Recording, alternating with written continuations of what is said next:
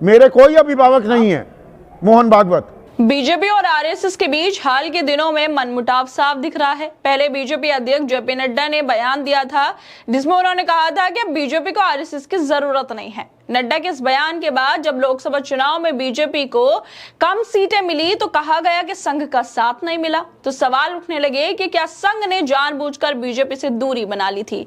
इन बयानों के बाद अब मोहन भागवत ने भी कहा है कि बीजेपी की कमान वाकई आरएसएस के हाथ में होती तो नए अध्यक्ष का फैसला इतने वक्त में नहीं लिया जाता, क्योंकि जेपी नड्डा जो है वो सालों से अध्यक्ष पद पर बैठे हुए हैं और नए अध्यक्ष की तलाश बीजेपी कर रही है। इसी सवाल को लेकर मोहन भागवत ने कहा कि अगर कमान उनके हाथ में होती तो इतना टाइम लगता ही नहीं।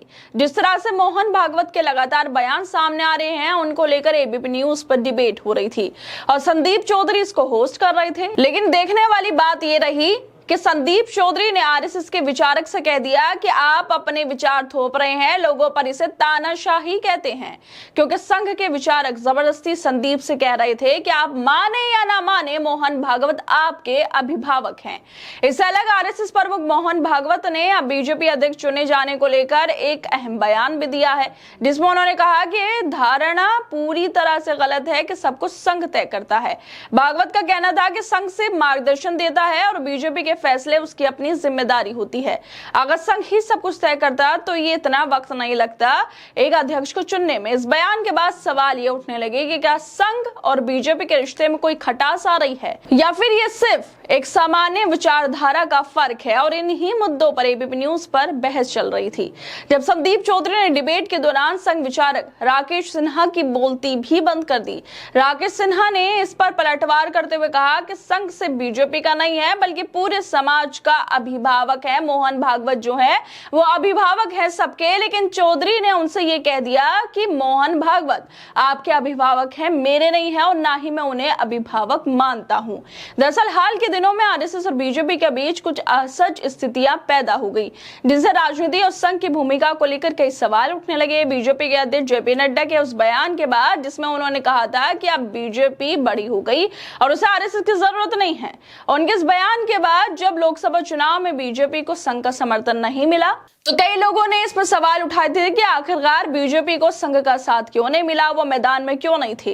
ये तकरार दिखाती है कि बीजेपी आरएसएस के बीच अब थोड़ी दूरी बन गई जो पहले कभी नहीं थी। आरएसएस के वरिष्ठ सदस्य इंद्रेश कुमार का भी एक बयान पहले सामने आया था जिसमें उन्होंने राम राज्य का जिक्र करते हुए कहा था कि जिन लोगों में अहंकार आ गया उन्हें 240 सीटों पर रोका गया। मतलब वो सीधे तौर पर बीजेपी पर निशाना साध रहे थे और अब भारतीय जनता पार्टी के नए अध्यक्ष की तलाश में देरी पर राष्ट्रीय स्वयंसेवक संघ के जो प्रमुख है मोहन भागवत उनका भी बयान आया। पत्रकारों से बातचीत करते हुए उन्होंने साफ कहा कि अगर बीजेपी की कमान बाकी आरएसएस के हाथ में होती तो नए अध्यक्ष का फैसला इतना वक्त ना लेता।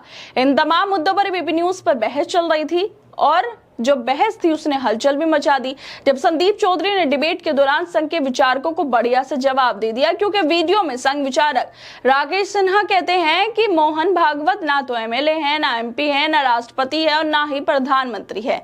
इस पर संदीप चौधरी कहते हैं कि वो तो अभिभावक है ना आपके परिवार के।